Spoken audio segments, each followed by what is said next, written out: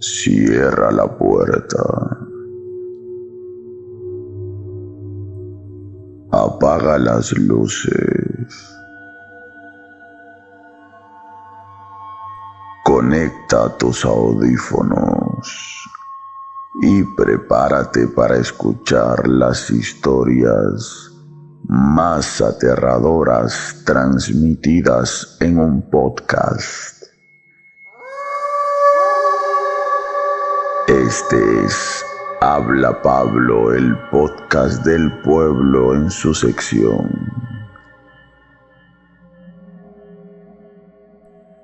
Historias para no dormir. Si esta noche no tienes ganas de dormir,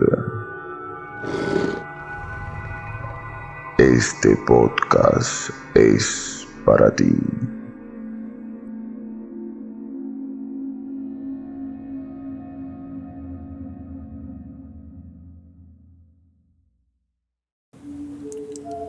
Muy buenos días, muy buenas tardes, muy buenas noches, muy buenas madrugadas o cuando sea que estén escuchando esto, y sean todos bienvenidos a una sesión más de Habla Pablo, el podcast del pueblo en su sección Historias para no dormir.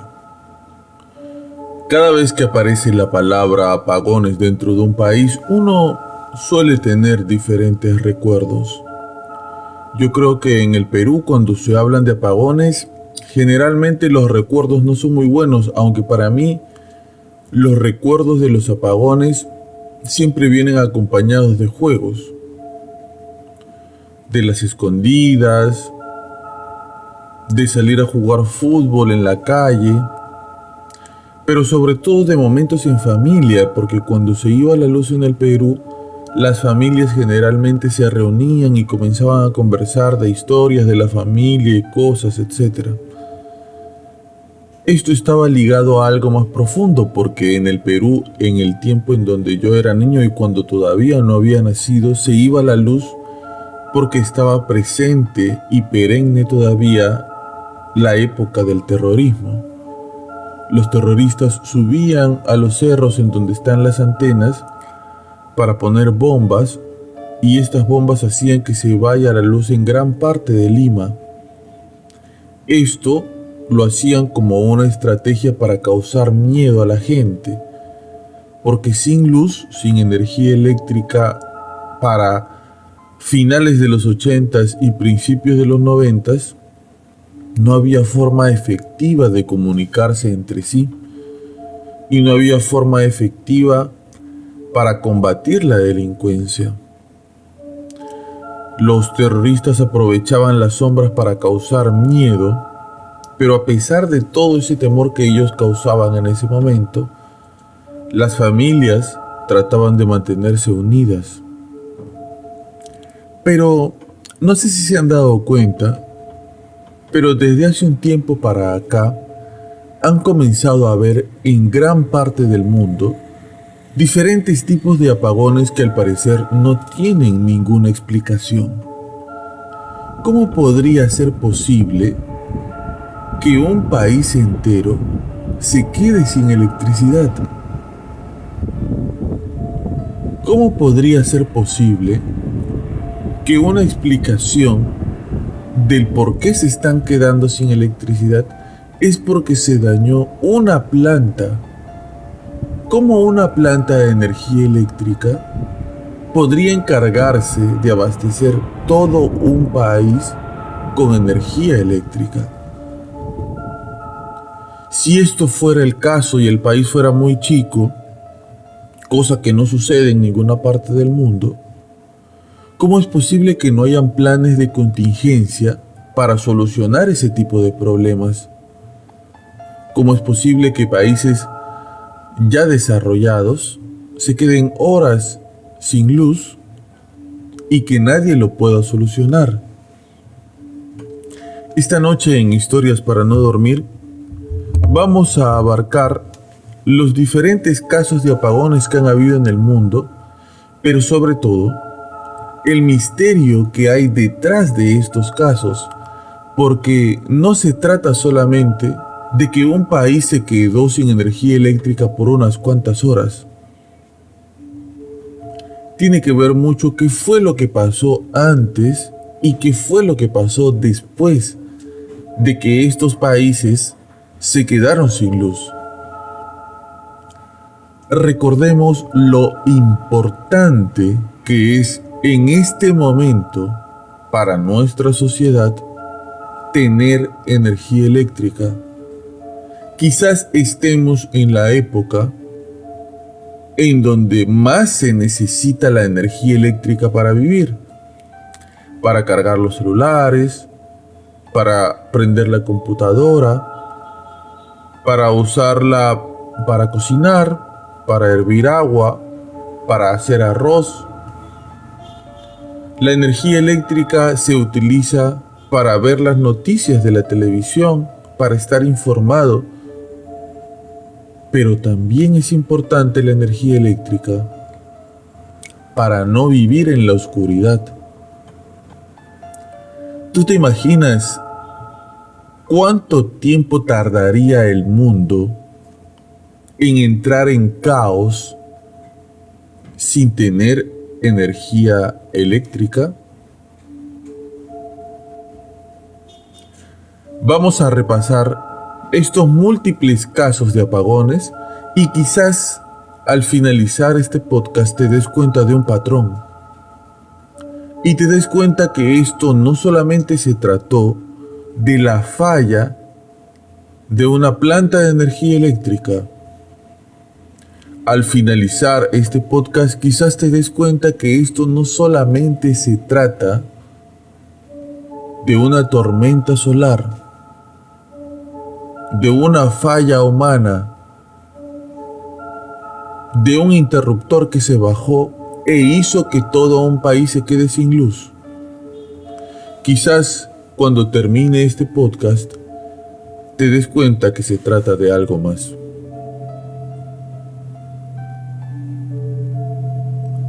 Para empezar, viajemos a nuestro hermano país del Paraguay.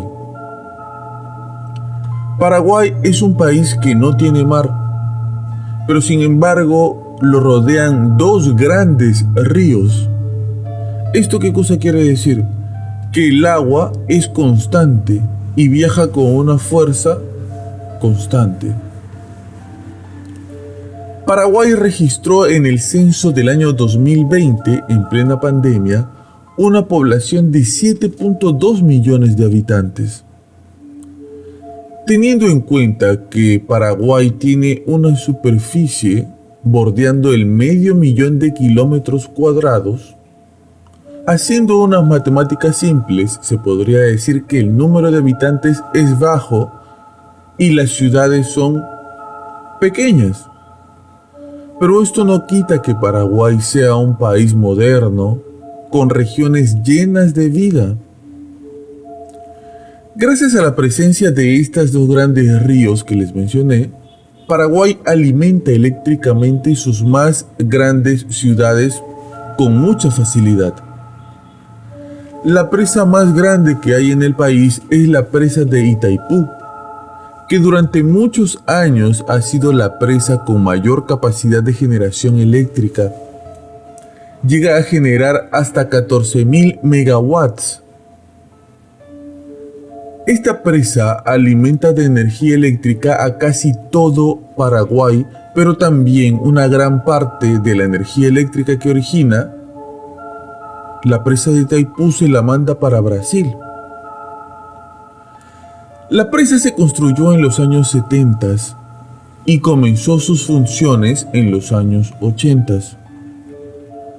Ha sido tal el impacto que, como mencioné anteriormente, fue la presa con mayor capacidad de generación eléctrica en estos momentos, superada únicamente por la presa de las Tres Gargantas en China.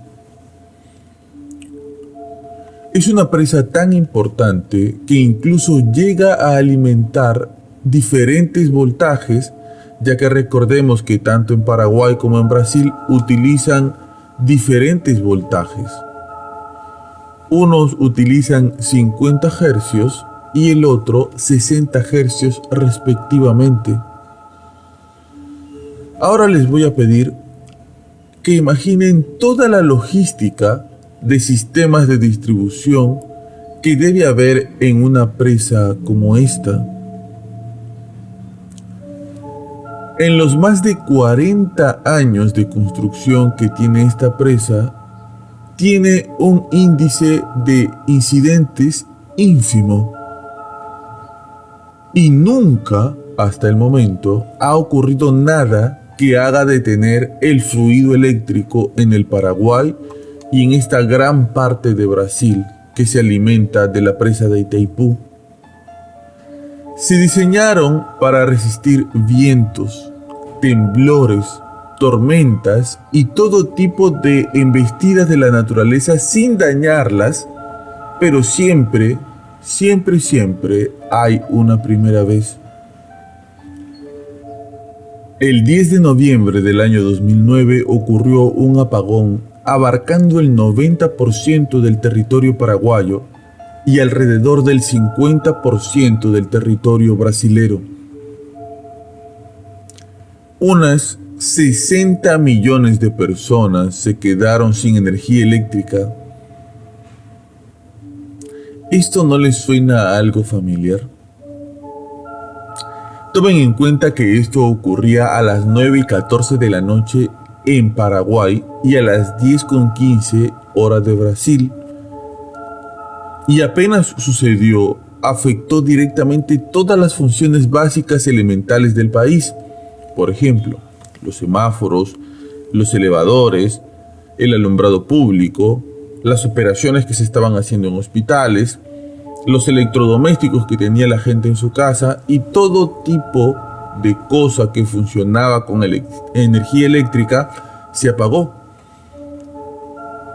El gobierno ordenó máxima seguridad en el país y comenzaron los patrullajes en todas las ciudades para evitar desmanes, conflictos, robos, todo tipo de delitos. Mientras tanto, en otra parte del país, en el aeropuerto, para ser específicos, el aeropuerto de Asunción se queda sin los servicios de rastreo básico. Sus generadores de energía no arrancaban tampoco. Este repentino problema del apagón afectó absolutamente todo. Mientras tanto, en el país vecino de Brasil, había un caos absoluto. En Brasil se reportaron accidentes de tránsito, asesinatos, accidentes por todos lados. Los controladores de vuelo no podían más con los reportes de accidentes, de que algo estaba pasando mal, de que por favor los ayuden. Para las primeras personas a las que les regresó el fluido eléctrico, habían pasado entre 40 y 30 minutos, pero las otras personas que corrieron con peor suerte, que la luz les llegó después, tuvieron que esperar entre 5 y 6 horas para el regreso del fluido eléctrico. Se han reportado pérdidas millonarias en ambos países y cuando apareció el sol al otro día, nadie tenía otro culpable en mente más que la empresa encargada de operar la hidroeléctrica de Itaipú. La empresa se llama la Binacional Itaipú y esta empresa tiene capital directamente paraguayo, brasilero, estadounidense y de otra cantidad de países más. Ellos eran los encargados de operar la hidroeléctrica, así que hacia ellos fueron todos los cuestionamientos. Cuando llegaron a la empresa, ellos dijeron que no había sido falla de la hidroeléctrica. Dijeron que según los registros, las turbinas estuvieron trabajando como si nada. Todo el tiempo hubo generación de energía hasta que la suspendieron porque dejó de haber transmisión y así se pondrían en riesgo los equipos de la hidroeléctrica.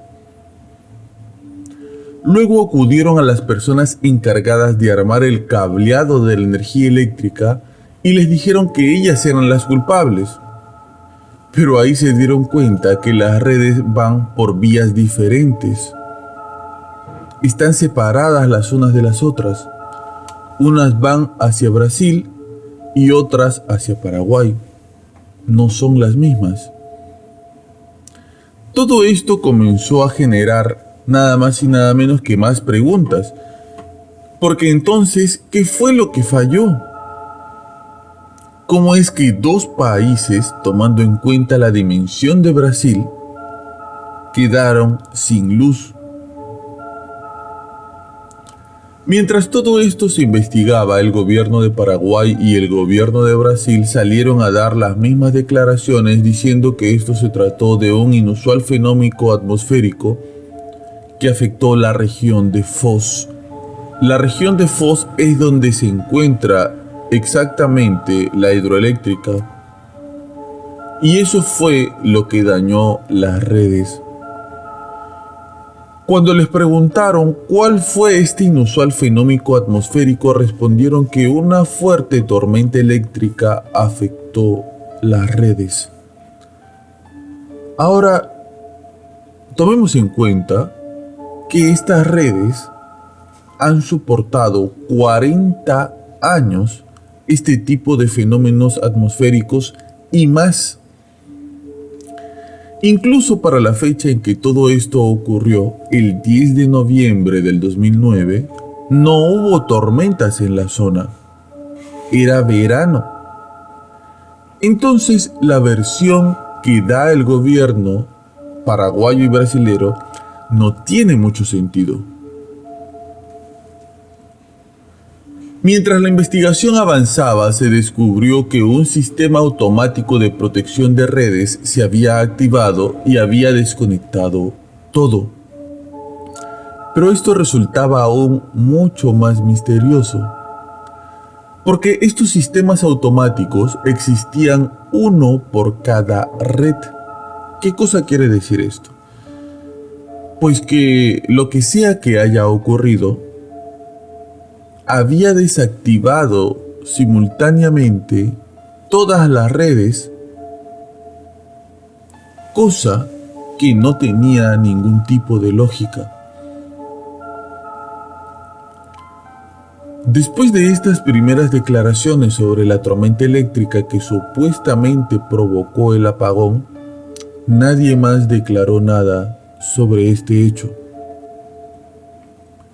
Al día siguiente, un caos para las personas que vieron los verdaderos daños que esto había causado en sus hogares.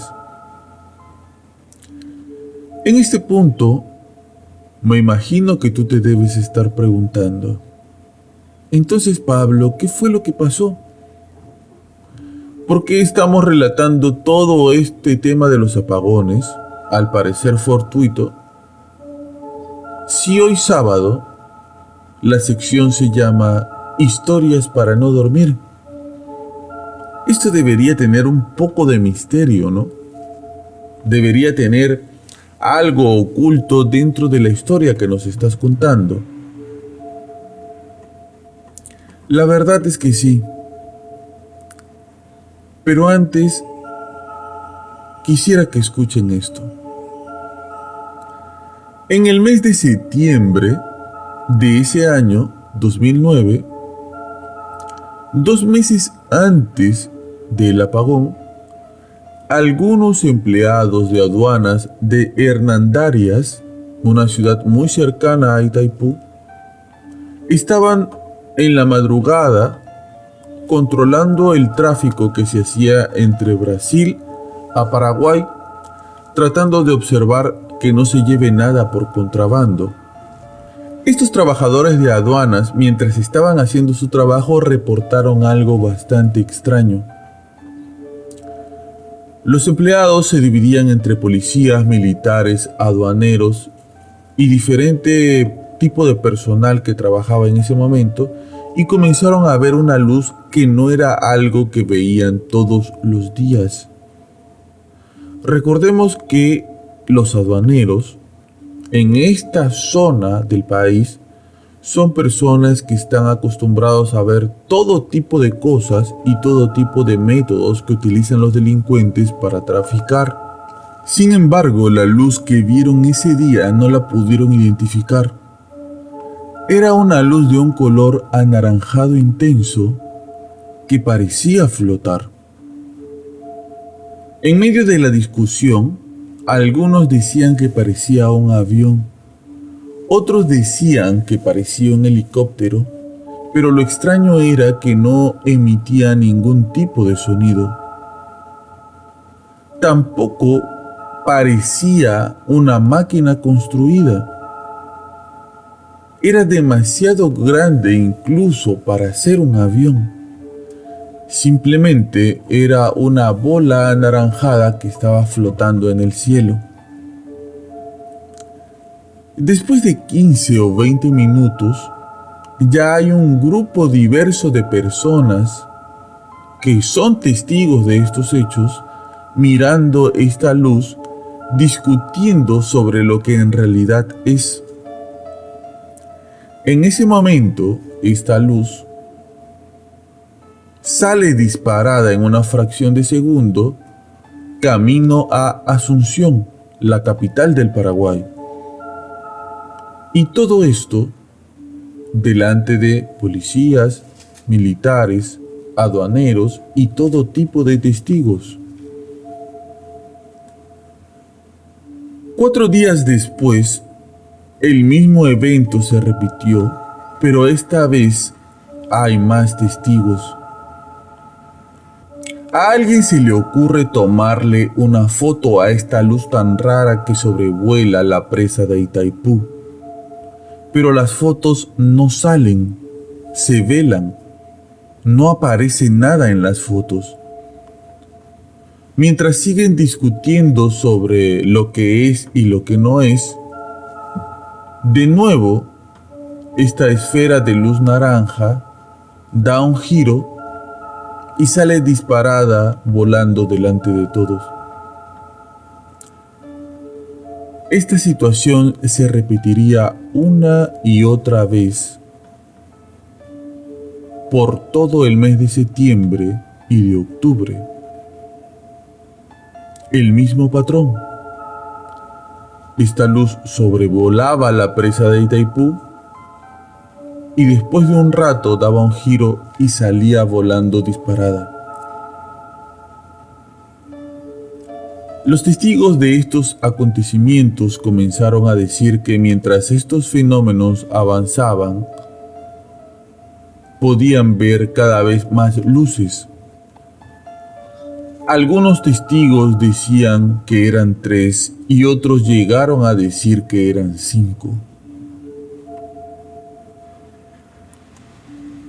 Todo esto siguió ocurriendo hasta el incidente del 10 de noviembre del 2009, cuando se cortó la energía eléctrica.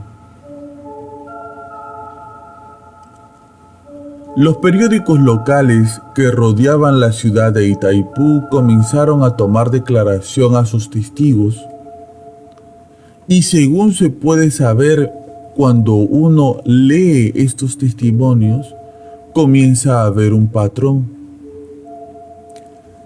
ya que los avistamientos de estas luces eran en las ciudades que se encuentran alrededor de Itaipú, pero que también existe dentro de estas ciudades las redes principales de 740 kilovolts que abastecen a Asunción de energía eléctrica. Si el testimonio de estos testigos era verdad, la luz había sido bastante caprichosa para hacer todo ese recorrido en particular. De repente llega un reporte de los empleados del aeropuerto de Asunción, la capital del Paraguay. Ellos decían que veían algo que venía del norte. Los controladores de vuelo a la distancia distinguieron 3 objetos de color anaranjado muy grandes, sin sonido, sin luces indicadoras, solo una esfera grande que envolvía una luz naranja. Los radares lo podían ver, pero era imposible identificarla. Se trataban de comunicar con ella, mas no respondía. Estos objetos estuvieron entre 20 y 25 minutos en ese lugar y con una velocidad increíble de un momento a otro, se fueron hacia el cielo. Minutos después de esta situación, regresó la luz. Quizás todo lo que te estoy contando nos puede llegar a parecer una gran y terrible casualidad. Cosas que podrían ocurrir en cualquier momento y que no tendríamos que pasarlo como algo sobrenatural, simplemente como una gran y terrible coincidencia. Pero ¿qué pasaría si te cuento que esta no fue la primera vez que algo así sucedió? Viajemos un poco en el pasado hacia Roma y vayámonos al 13 de agosto de 1958. Ese día, en ese año, Roma se apagó totalmente. Tomemos en cuenta que según se reporta sobre lo que pasó esa noche en Roma, no hubo tormentas, el cielo estaba totalmente despejado. Y algo que parecía bastante curioso es que minutos después del apagón, algunos testigos pudieron ver ciertos objetos que brillaban en el cielo en formación de triángulo, aproximadamente a unos 5.000 metros por encima de Roma. Después que se fueron estos objetos, la luz eléctrica regresó. En Brasil, en 1957, otra luz, esta vez muy parecida a la de Itaipú, una luz anaranjada, súper potente que volaba por encima de las líneas de alta tensión, dejó a todos sin luz por 3 horas. El 9 de noviembre de 1965, todo el servicio eléctrico de Nueva York colapsó. Todo se apagó. Millones de luces se apagaron de golpe. Los semáforos murieron. El metro se detuvo en los túneles y más de 30 millones de personas quedaron sin electricidad en toda la costa noreste de los Estados Unidos y Canadá. La versión oficial fue que un disyuntor defectuoso en la estación de Ontario había enviado una señal errónea que se expandió en cadena. Pero la magnitud del apagón hizo que muchos desconfiaran de esta versión. Hacían una pregunta bastante coherente. ¿Cómo es posible que un solo interruptor pueda dejar sin luz a toda la capital financiera del mundo? Algunos ufólogos sostienen que esa misma noche hubo avistamientos de ovnis sobre el río Hudson, como si algo hubiera drenado la energía de las plantas. Los testigos reportan un objeto en forma de puro.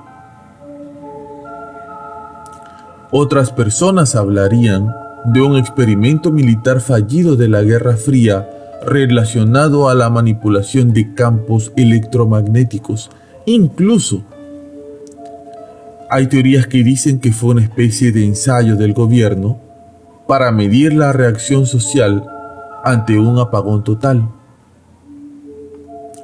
Lo que se sabe hasta este punto es que el apagón duró más de 12 horas y Nueva York parecía una ciudad fantasma. El 14 de marzo del 2010, apenas semanas después del devastador terremoto de magnitud de 8.8, Chile se quedó a oscuras. Ocurrió un apagón masivo que dejó a más del 90% de la población sin electricidad. Se calcula que fueron más de 8 millones de hogares sin luz por casi 8 horas. Este incidente paralizó el transporte, las comunicaciones y por supuesto la vida diaria de las personas. El presidente Gabriel Boric responsabilizó al sector privado, específicamente a la empresa ISA Chile, por esta situación, calificándola de inaceptable. Porque hoy ha sido una jornada compleja para millones de compatriotas, ya que debido a una falla eléctrica de la empresa ISA Interchile, en la línea que va entre Vallenar y Coquimbo, se provocó un corte de energía masivo a lo largo del país, repito, entre las regiones de Arica y la región de los lagos. Esta situación debió haber estado regularizada mucho más temprano.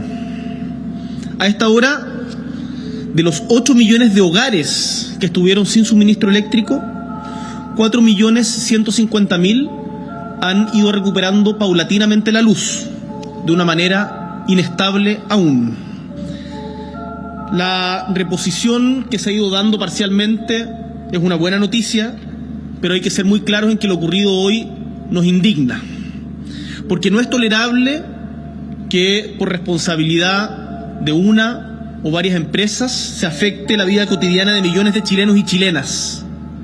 Y por lo tanto, es deber del Estado de Chile hacer valer esas responsabilidades. Pero ahora, como bien dijo el ministro Pardovo en un punto de prensa anteriormente, toda nuestra energía está puesta en que las empresas cumplan con la recuperación del sistema y con que se dé la luz en todo el territorio nacional. Ahora, por parte del gobierno, tenemos el deber de garantizar la seguridad de las personas. Por ello, tal como informó previamente nuestra ministra del Interior y Seguridad Pública, Carolina Toá, tomé la decisión de decretar estado de excepción por catástrofe entre la región de Arica y Parinacota hasta la región de los lagos. Además, un toque de queda en las mismas regiones a partir de las 22 horas de hoy y hasta las 6 de la mañana del miércoles. Si bien sabemos que en algunas comunas, en algunos sectores ha ido volviendo la luz paulatinamente, es fundamental que todos y todas actuemos con responsabilidad porque la situación aún es inestable.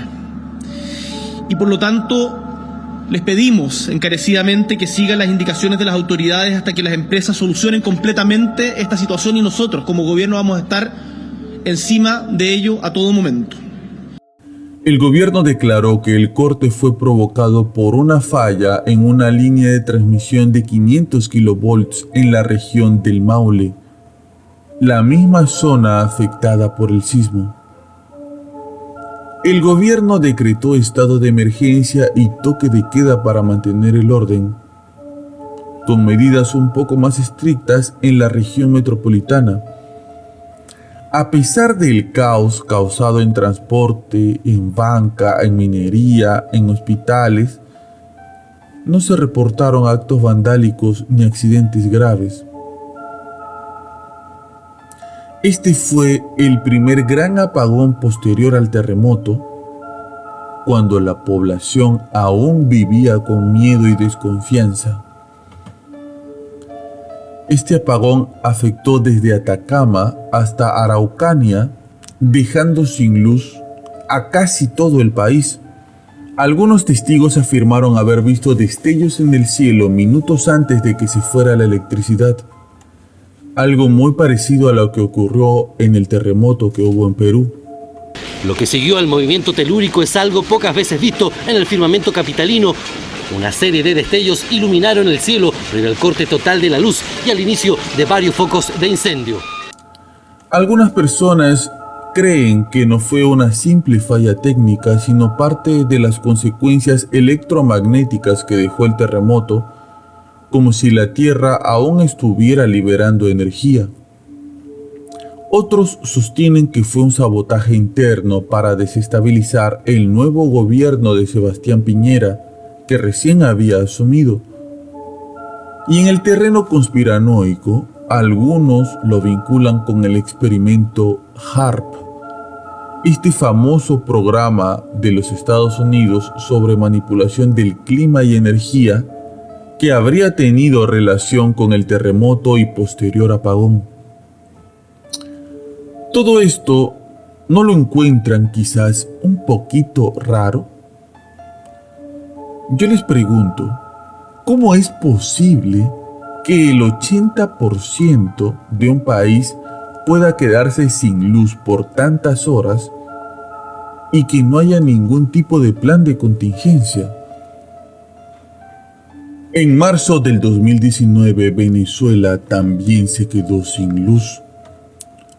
El apagón nacional en Venezuela afectó 23 de los 24 estados que tiene el país, dejando a casi 30 millones de personas sin luz durante días.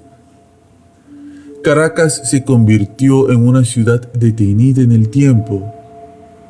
Los hospitales se quedaron sin energía y la gente cargaba agua en botellas desde los ríos hasta sus casas. Todos los aeropuertos quedaron paralizados.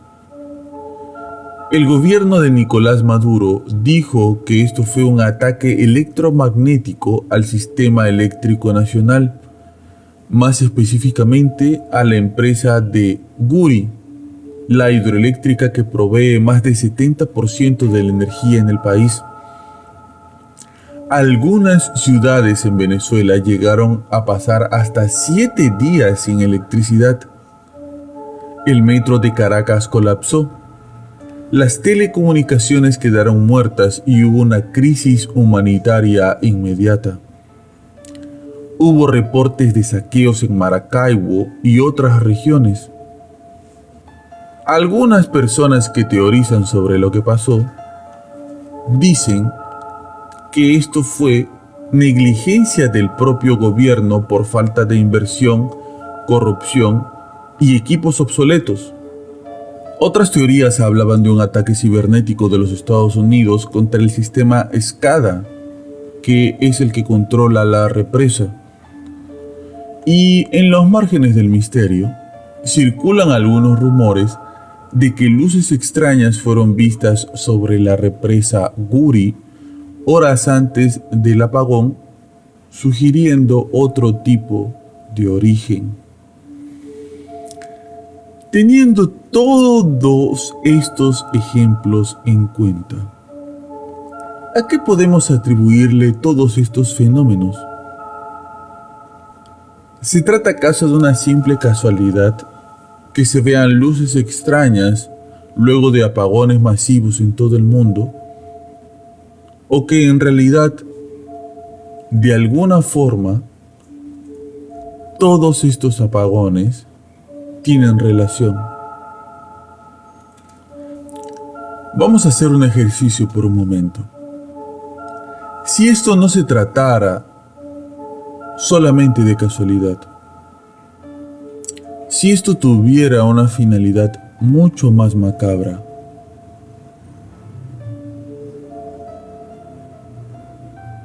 ¿a qué me refiero?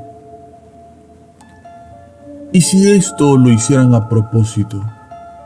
¿Y si esto se tratara de una especie de ensayo? Un ensayo para ver hasta dónde dependemos nosotros de la electricidad. ¿Se han puesto a pensar ustedes qué sería de nosotros en estos momentos sin la electricidad? ¿Qué haríamos nosotros sin poder comunicarnos por un celular? ¿Por dónde están escuchando ustedes en este momento el podcast? ¿Cómo podríamos tener noticias de lo que pasa a nuestro alrededor, por televisión o por internet, si no tendríamos luz eléctrica? En esta era ¿Cómo haríamos para existir si no estamos conectados? Yo sé que cuesta un poco creer, ¿no? Quizás es un poco jalado de los pelos y aún así sigues creyendo que todo esto se trata de una gran coincidencia y podría ser. Solamente estoy exponiendo una teoría y una idea, pero ¿sabes qué? Todo esto suena demasiado conspiranoico, ¿no? Te doy la razón. Vamos a calmarnos un poco de las teorías conspiranoicas y vamos a tomar conciencia de lo que en verdad puede estar pasando. Entonces, olvidemos todo lo que hemos estado comentando esta noche. Pero antes de olvidarlo, me gustaría que te enteres de algo. Déjame terminar con esto.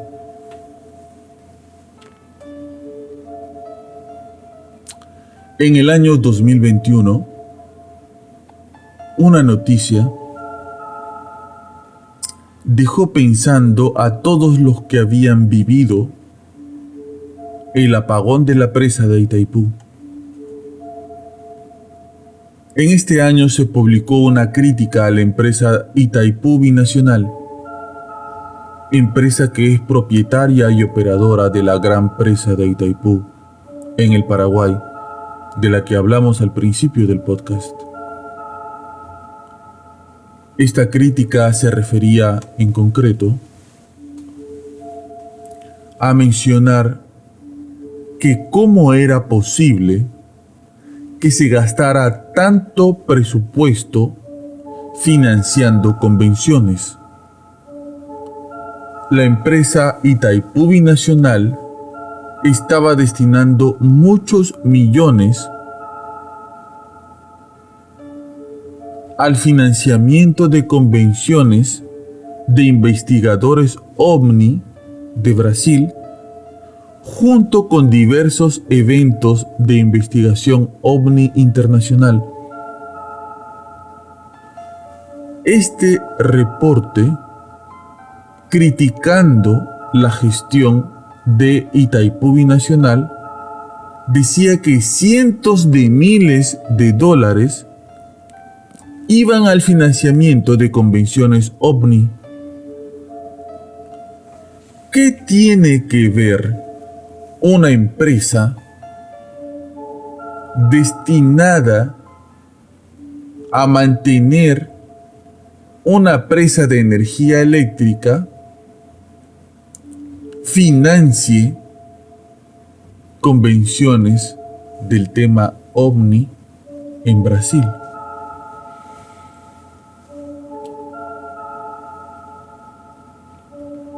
Bueno, eso te lo dejo a tu criterio.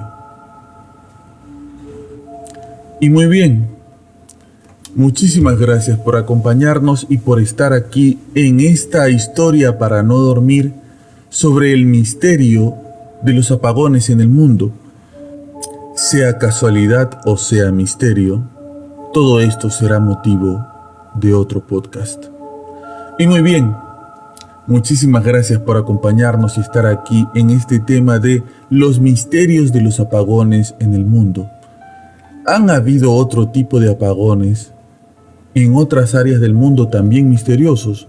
Recordemos que hace poco hubo un apagón en Chile, recordemos que hace poco hubo un apagón en España, y todos los testigos de estos apagones en diferentes partes del mundo que han sido recientes han reportado algunos testimonios misteriosos que no los hemos incluido en el podcast de hoy porque no tienen todavía una fuente fidedigna. ¿Se trata de una casualidad? ¿Simplemente las presas o errores humanos dejan sin luz a todo un país? ¿Se trata de experimentos del propio Estado para ver cómo nos maneja? ¿Se tratan de experimentos del propio Estado para ver cómo nos manejaríamos en momentos de crisis? ¿Se trata de un arma moderna de otros países para desestabilizar gobiernos? ¿O se trata de luces en el cielo que por alguna razón los campos electromagnéticos que las rodean pueden llegar a dejar sin luz a países enteros? No lo sé. Me gustaría que lo dejes en los comentarios y que nos digas cuál es tu versión de los hechos. Y sobre todo, que no te dejes llevar por lo que te decimos aquí, sino que tú mismo, con la información, saques tus propias conclusiones. Recuerda por favor que este tipo de contenido lo hacemos para acompañarte, para que estemos juntos y para que no te sientas tan solo o tan sola. Así que pon historias para no dormir mientras estás trabajando, mientras estás haciendo las cosas en la casa, mientras necesites un momento de compañía, quizás incluso antes de ir a dormir, para acompañarte. Sí, recuerda también que estamos toda la semana sacando contenido. Sacamos clips de los podcasts antiguos para que los puedas ver. Sacamos también qué hubiera pasado si. La otra semana vuelve qué hubiera pasado si. Los jueves sacamos Iceberg y los viernes la radionovela que ya está a punto de terminar. La radionovela es Soy Leyenda. Y los sábados, como siempre, como todos los sábados, historias para no dormir. Déjanos en los comentarios qué temas sugieres para hablar en esta sección y por favor ten en cuenta que lo más importante en estos temas siempre será tu opinión objetiva y personal de lo que en realidad está pasando. Esto fue Habla Pablo, el podcast del pueblo en su sección Historias para no dormir. Apagones o no, el podcast siempre va a salir. Hasta luego.